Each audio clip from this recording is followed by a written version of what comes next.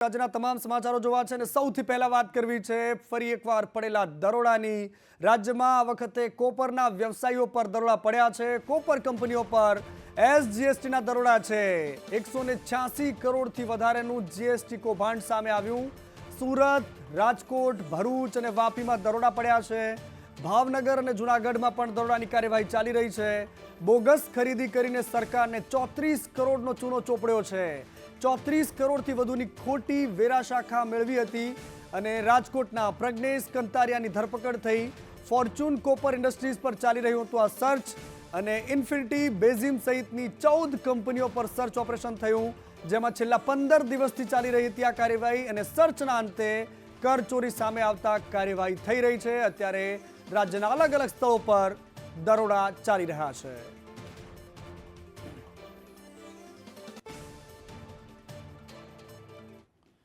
અને હવે વાત કરવી છે રાજકોટની। રાજકોટના નવા મ્યુનિસિપલ કમિશનરની નિમણૂક થઈ છે। તુષાર સુમેરા રાજકોટના મહાનગરપાલિકાના નવા કમિશનર બનશે। ભરૂચ કલેક્ટર તરીકે ગૌરાંગ મકવાણા અને ડીપી દેસાઈને ફરીથી ઓરડામાં મુકાયા છે। આઈએએસ અધિકારીઓની આ નિયુક્તિના મોટા સમાચાર। રાજકોટને નવા મ્યુનિસિપલ કમિશનર મળ્યા છે અને ભરૂચને નવા કલેક્ટર તરીકે ગૌરાંગ મકવાણા મળ્યા છે અને ડીપી દેસાઈને ઓરડામાં નિયુક્તિ કરાઈ છે। ફરી એકવાર ડીપી દેસાઈને ઓરડાનો હવાલો સોંપાયો છે અને આ તરફ રાજકોટમાં અગ્નિકાંડ બાદ મ્યુનિસિપલ કમિશનરો પર રેડ પડી, એમ કહેવાય તો તવાઈ બોલાઈ અને ત્યારબાદ હવે આ બહુ જ મહત્વપૂર્ણ જવાબદારી રાજકોટની હવે તુષાર સુમેરાને સોંપાઈ છે।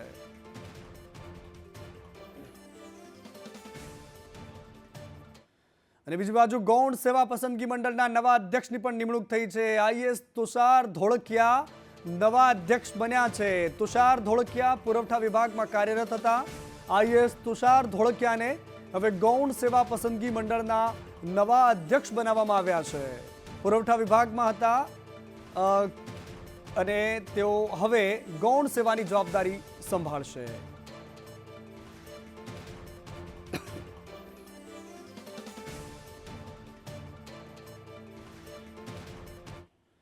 અને શિક્ષક કભી સાધારણ નહીં હોતા। ચાણક્યે આ વાત તો કહેલી, પરંતુ એ જ અસાધારણ શિક્ષકોએ બીઝેડનો એવો તો રેલો ફેલાવ્યો કે ગામે ગામ લોકો એમની વાતોમાં આવતા થઈ ગયા। શિક્ષકોની વાત પર ભરોસો કરીને સામાન્ય માણસો પણ એ જંજાળમાં ફસાતા ગયા, પોતાની મહેનતની કમાણી એમાં નાખતા ગયા અને થયું એવું કે લગભગ 6 થી લઈને 10,000 કરોડનું સામ્રાજ્ય ઊભું કરવામાં ભૂપેન્દ્રસિંહ ઝાલાને ખૂબ સરળતા મળી અને આ બધા જ પૈસા, બધા જ રોકાણકારો અત્યારે રડી રહ્યા છે, અંદરો અંદર ટેન્શનમાં છે, પરંતુ ખુલીને મેદાનમાં ઓછા જ લોકો આવે છે અને બીજી બાજુ શિક્ષકો ફસાયા હોય તેવું લાગી રહ્યું છે। પોસ્ટ અને બેંક કરતાં પણ વધારે વળતરની લાલચ આપતા હતા। આશ્રમ શાળાના આચાર્ય પણ આ જ પ્રકારે રોકાણ કરાવ્યું। નરેશ કટારા એમાં એજન્ટ બની ગયા। નિવૃત્ત શિક્ષક કલ્પેશ ચૌહાણે પણ આ મામલે ફરિયાદ કરી છે।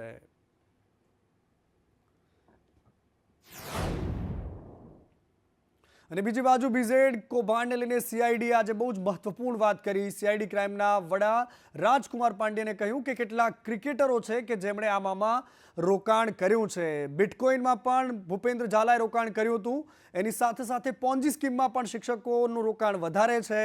આ બધી જ વાતો સામે આવી રહી છે। 2-3 વર્ષમાં 22 જેટલી મિલકત વસાવી છે, માત્ર 2 થી 3 વર્ષના આ ગાળામાં।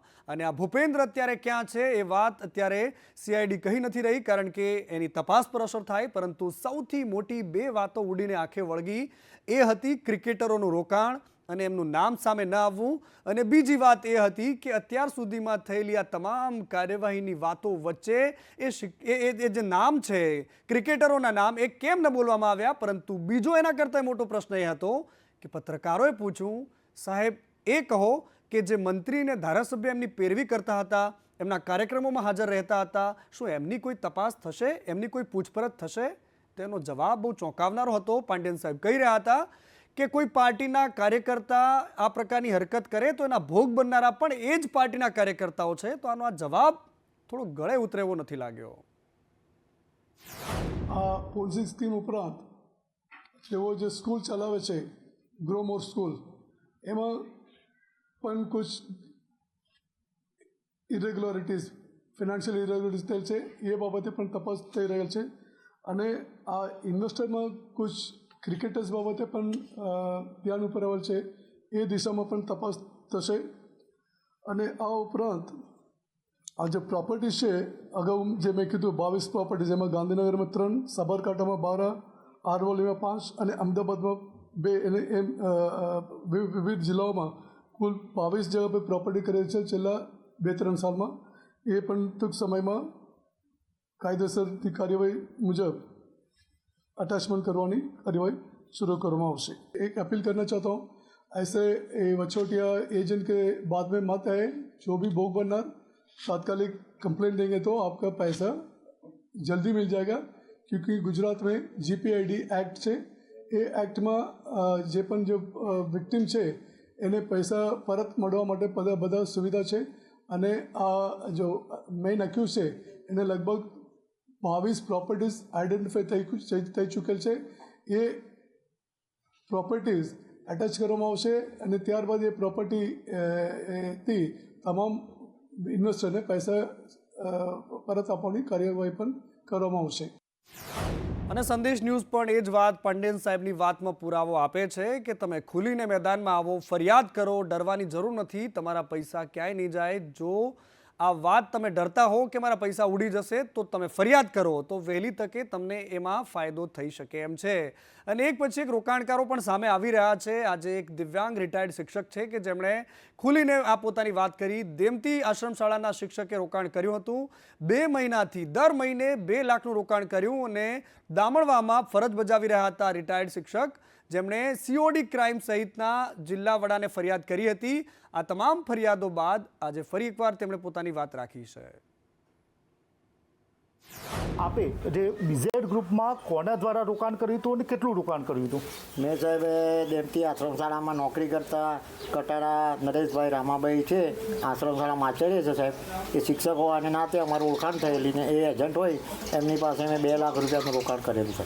મેં સાહેબ 25 એમને ચેક આપ્યો હતો અને 10 મારા ખાતામાંથી બીજા ગ્રુપની અંદર ચેક કન્વર્ટ થયો હતો ને એમના બીજા ગ્રુપમાં જમા થયા હતા HDFC બેંકમાંથી. અને એમને મને એમ કીધું હતું કે માસિક તમને 3000 રૂપિયા લાખનું વ્યાજ મળશે અને 2 લાખ મૂકો છો એટલે તમને 6000 વ્યાજ મળશે, જે તમારા નિવૃત્તિમાં દવાઓ લો છો દવા માટે કામ આવશે.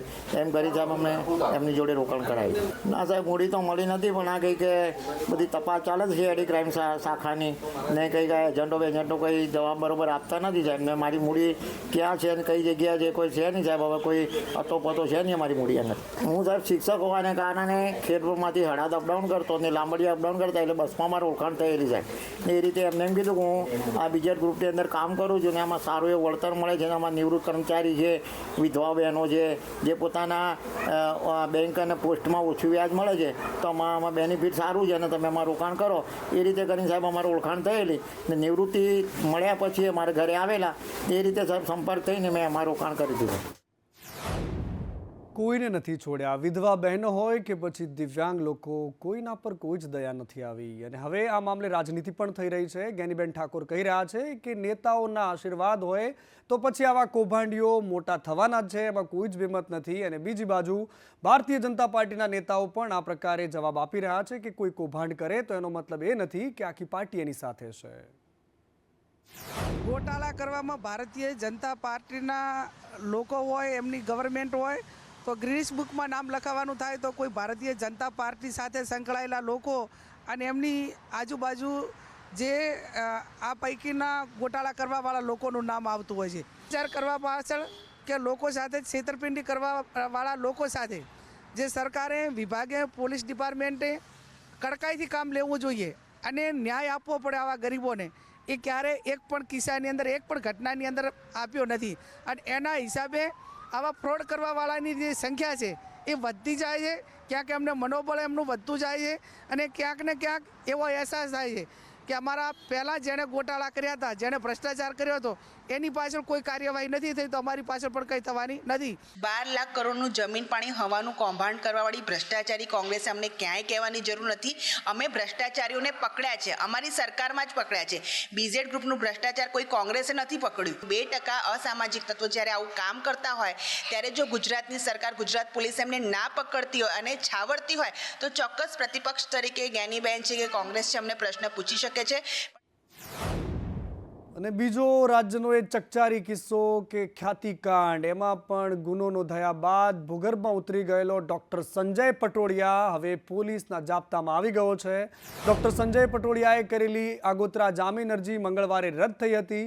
ખ્યાતિકાંડ મામલે અમદાવાદ ક્રાઇમ બ્રાન્ચે તપાસ સોંપાયા બાદ અત્યાર સુધીમાં કુલ 7 આરોપીઓની ધરપકડ કરી લેવામાં આવી છે, જ્યારે કાર્તિક પટેલ અને રાજશ્રી કોઠારી હજુ પણ પોલીસ પકડથી દૂર છે. આ સંજય પટોડિયા, જેણે વર્ષ 1999માં રાજકોટ સરકારી હોસ્પિટલમાં સર્જરી વિભાગમાં આસિસ્ટન્ટ પ્રોફેસર તરીકે જોડાયો. ત્યારબાદ તેણે ગેસ્ટ્રો અને બેરિયાટ્રિક સર્જન તરીકે પ્રાઇવેટ પ્રેક્ટિસ શરૂ કરી. 2005માં રાજકોટમાં જ ન્યૂ લાઈફ હોસ્પિટલની શરૂઆત કરી. ત્યારબાદ અમદાવાદમાં આવ્યો અને અમદાવાદમાં 2014માં SG હાઈવે પર એશિયન બેરિયાટ્રિક હોસ્પિટલની શરૂઆત કરી, જેનું નામ બદલીને 2019માં ખ્યાતિ મલ્ટી સ્પેશિયાલિટી હોસ્પિટલ કરવામાં આવ્યું હતું, જે હાલ રાજ્યભરમાં ચર્ચાનો વિષય છે. ડૉક્ટર સંજય પટોડિયા ખ્યાતિ મલ્ટી સ્પેશિયાલિટી હોસ્પિટલમાં ડિરેક્ટર્સ તરીકે કામ કરે છે અને એમનો આ હોસ્પિટલમાં 39% ભાગ છે. એમનો મુખ્યત્વે કામ બેરિયાટ્રિક વિભાગમાં જે સર્જન તરીકેની કરવાની હોય છે. શરૂઆતમાં એમને જે પ્રાથમિક પૂછપરછ થઈ છે ધરપકડ બાદની અત્યાર સુધીમાં, એમાં ડૉક્ટર સંજય પટોડિયા જે છે એ શરૂઆતમાં રાજકોટ ખાતેની પંડિત દીનદયાલ ઉપાધ્યાય મેડિકલ કોલેજમાં આસિસ્ટન્ટ પ્રોફેસર તરીકે કામ કરતા હતા અને ત્યારબાદ પદ્મકુંવરબા હોસ્પિટલ રાજકોટમાં ફૂલ ટાઈમ સર્જન તરીકે કામ કરેલું છે એમણે, અને 2003-2006 સુધીમાં સરદાર પટેલ હોસ્પિટલમાં કામ કરેલું છે. અને સુરતમાં 2.5 મહિના બાદ અધિકારી નોકરી પર હાજર થયા. ઈચ્છા થાય ત્યારે આવો, ઈચ્છા થાય ત્યારે ગાયબ થઈ જાઓ. આ SMCના બંને અધિકારી સામે ભાજપના કોર્પોરેટરો નારાજ છે. મેયર 2024ની ઓફિશિયલ ગ્રુપમાં કોર્પોરેટરોનો બળાપો સામે આવ્યો છે. વરાછા ઝોનના અધિકારીઓની મનમાની સામે આવી. એસીબીમાં ટ્રેપ થઈ એસીબીની અને બંને રજા પર ઉતરી ગયા. આપના કોર્પોરેટરની ટ્રેપ બાદ આ બંને અધિકારીઓ ભાગ્યા હતા. બંને અધિકારી મંજૂરી લીધા વિના જ ભૂગર્ભમાં ઉતર્યા, રજા પર ઉતરી ગયા અને અધિકારીઓ સામે કાર્યવાહી કરવા માટે કોર્પોરેટરની માંગ છે. આ સુરત છે. સુરતના અધિકારીઓ પોતાની ઈચ્છા મુજબ ઓફિસે આવે, ન આવે, ડર લાગે તો જતા પણ રહે અને આવું હવે સામાન્ય લાગી રહ્યું છે. સુરતના વરાછા ઝોનના 2 અધિકારીઓ અચાનક જ ગાયબ થઈ ગયા હતા અને હવે 1-1.5 મહિના બાદ પ્રગટ થઈ ગયા છે, ફરજ પર હાજર થઈ ગયા છે. આપણા સાથે બીજેપીના કોર્પોરેટર છે, આપણે એમની જાણીશું એમનું શું કેવું છે. તમે આ બાબતે મેયરશ્રીને વોટ્સઅપ ગ્રુપના અંદર જાણ બી કરી છે, ફરિયાદ કરી છે. શું કારણે તમે આ ફરિયાદ કરવી પડી? ફરિયાદનું મેઇન કારણ છે કે વરાછા ઝોનના મુખ્ય અધિકારી એટલે કે કાર્યપાલક ઇજનેર, જે ખૂબ મહત્વના વ્યક્તિ છે, નાના મોટા કોઈ પણ નિર્ણયો ઝોનમાં લેવાના હોય તો નીચલા અધિકારીઓ એમની સાથે સંકલન કરીને નિર્ણયો કરતા હોય છે. અમે એક પ્રજાના પ્રતિનિધિ છીએ એટલે સ્વાભાવિક છે કે વિસ્તારના લોકોનું કાંઈ પણ નાના મોટું કામ હોય તો એ અમારી મધ્યસ્થતામાં થતું હોય. તો વરાછા ઝોનના કાર્યપાલક ઇજનેર તરીકે કમલેશભાઈ વસાવા, જે લગભગ 1.5 મહિનાથી ગેરહાજર હતા, એમણે રજા મૂકી હતી કે નથી મૂકી એ માહિતી મને નથી. મને પરમ દિવસ એવું જાણવા મળ્યું કે તેઓ ઓચિંતાના હાજર પણ થયા છે. તો એમના માટે મેં માનનીય મેયરશ્રી દક્ષેશભાઈ માવાણી સાહેબ, સ્ટેન્ડિંગ કમિટીના ચેરમેન શ્રી રાજનભાઈ પટેલ સાહેબ અને મહાનગરપાલિકાના કમિશનર શ્રીમતી શાલિનીબેન અગ્રવાલ, એમને ત્રણોને ટેલિફોનિક વાત પણ કરી હતી કે ભાઈ આવા અધિકારી પોતાની મનમાનીથી ગમે ત્યારે હાજર થવું, ગમે ત્યારે ગેરહાજર થવું. પ્રેક્ટિકલી હું સમજી શકું છું, કોઈ વ્યક્તિને 4-5 દિવસનું કંઈ કામ આવી ગયું હોય, જોકે આમ તો નિયમ પ્રમાણે તો પણ એને આગોતરા રજા મૂકવી પડતી હોય છે. રજાની મંજૂરી મળ્યા બાદ તેઓ ગેરહાજર રહે, પણ આ તો 1.5 મહિના સુધી ગેરહાજર હતા. નીચેના જે અધિકારીઓ હોય કે ભાઈ ડેપ્યુટી ઇજનેરથી લઈને કોઈ પણ વ્યક્તિને કોઈ કામના ફોલોઅપ માટે અમે ફોન કરીએ અને પૂછીએ કે ભાઈ કમલેશભાઈનો મોબાઈલ સ્વિચ ઓફ છે, તો કમલેશભાઈ ક્યાં છે? તો એક જ જવાબ હોય, ખબર નથી સાહેબ, એમનો મોબાઈલ બંધ છે. તો આજે જવાબદાર વ્યક્તિ કશે પણ જવાના હોય કોઈને ચાર્જ પણ આપીને જવો જોઈએ. એટલે માટે મારે નારાજગી હતી અને મેં કાલે અમારા ઝોનના અધિકારીનું જે ગ્રુપ છે એમાં પણ મેસેજ મૂક્યો છે અને અમારા મેયર સાહેબનું જે ગ્રુપ છે જેમાં અમારા શાસક પક્ષના બધા કોર્પોરેટરશ્રીઓ છે એમાં મેસેજ મૂકીને સાહેબને વિનંતી કરી છે કે ભાઈ આવા અધિકારી પર જો નિયમ અનુસાર કાંઈ થતું હોય તો કડકમાં કડક કાર્યવાહી કરવી જોઈએ, અને કાર્યવાહી ન કરી શકતા હોય નિયમ અનુસાર કે ભાઈ એમનું કાંઈ બીજું કંઈ નથી થતું, ગુનો કંઈ ન હોય એનામાં કાયદાકીય રીતે, તો વરાછા ઝોનમાંથી તેમને હટાવી જ દો. આવા અધિકારીની વરાછા ઝોનમાં અમને બિલકુલ જરૂર નથી. અમારે આવા અધિકારીના લીધે અમારે સાંભળવું પડે છે જે અમને ક્યારેય મંજૂર નથી. તો તમારી સામે જે કોર્પોરેટર છે તેમનો જે રોષ દેખાઈ રહ્યો છે એનું કારણ છે પ્રજાના હિતના કામ અટકી જતા હોય છે, જ્યારે અધિકારીઓ ના કીધા મૂક્યા વગર ગાયબ થઈ જતા હોય છે. આમ તો જોવા જાય તો એન્ટી કરપ્શન બ્યુરોની એક ટ્રેપ થઈ હતી અને ત્યારબાદથી વરાછા ઝોનના 2 અધિકારીઓ મિસ્ટર ઇન્ડિયા બની ગયા હતા અને અચાનક જ હવે 1.5 મહિનાથી વધુ સમય બાદ એ ફરજ પર હાજર થયા છે. કેમેરા પર્સન અજીત પટેલ સાથે આઝમ સાલે, સંદેશ ન્યૂઝ, સુરત. અને એ જ સુરત કે જ્યાં ભારતીય જનતા પાર્ટીના નેતા દીપિકા પટેલના આપઘાતના કેસને લઈને એટલી મોટી આંટી ઘૂંટી ચાલી રહી છે કે કોઈને સમજમાં નથી આવતું કે આખરે દીપિકાએ આપઘાત કર્યો તો કેમ કર્યો. કોર્પોરેટર ચિરાગ સોલંકીની 4 કલાક સુધી પૂછપરછ ચાલી. ડીસીપી વિજયસિંહ ગુર્જરનું નિવેદન સામે આવ્યું. એમણે કહ્યું કે સીસીટીવીના આધારે તપાસ કરવામાં આવી રહી છે.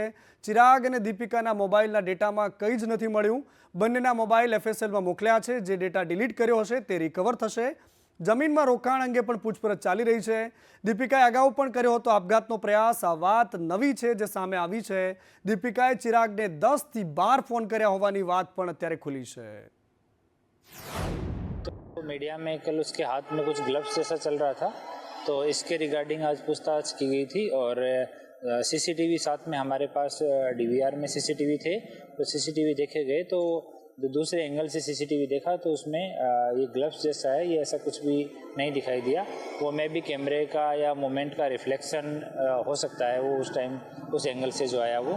और दूसरा फाइनेंशियल स्टेटमेंट इस चिराग के और कुछ दीपिका के हमारे पास आए हैं, तो उसके आधार पर पूछताछ की गई कि इसमें कोई इस तरह का फाइनेंशियल एंगल इस तरह का तो इन्वॉल्व नहीं है, लेकिन अभी तक की पूछताछ में इस तरह की कोई चीज़ सामने नहीं आई है.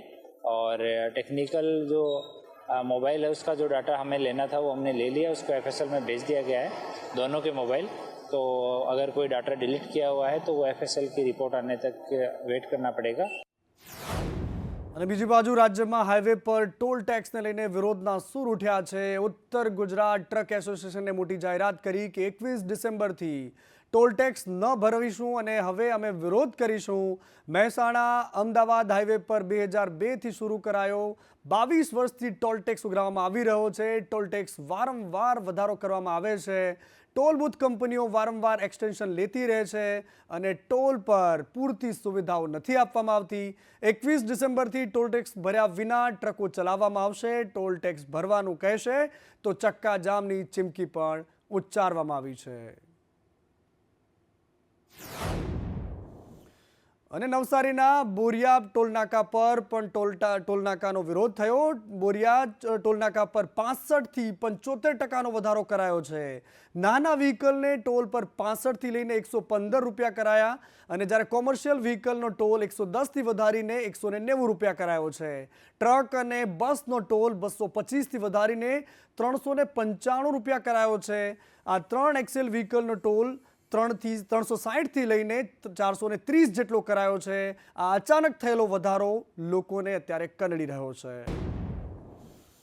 અને સુરતમાં વધુ એક આરોપીનું સરઘસ કાઢવામાં આવ્યું છે. USDT મામલે અપહરણ અને લૂંટના આરોપીનું સરઘસ કાઢ્યું. કુખ્યાત કેલિયા ગેંગના આરોપીઓનું આ સરઘસ કાઢવામાં આવ્યું. સંદેશ ન્યૂઝના અહેવાલ બાદ ફરિયાદ નોંધાઈ હતી. લગભગ 30 લાખથી વધુ રકમની USDTની લૂંટ કરી હતી અને આ મામલે હવે પોલીસે બરાબર સર્વિસ કરીને ત્યારબાદ આ લથડાતા લંગડાતા આરોપીઓને તમે જોઈ શકો છો.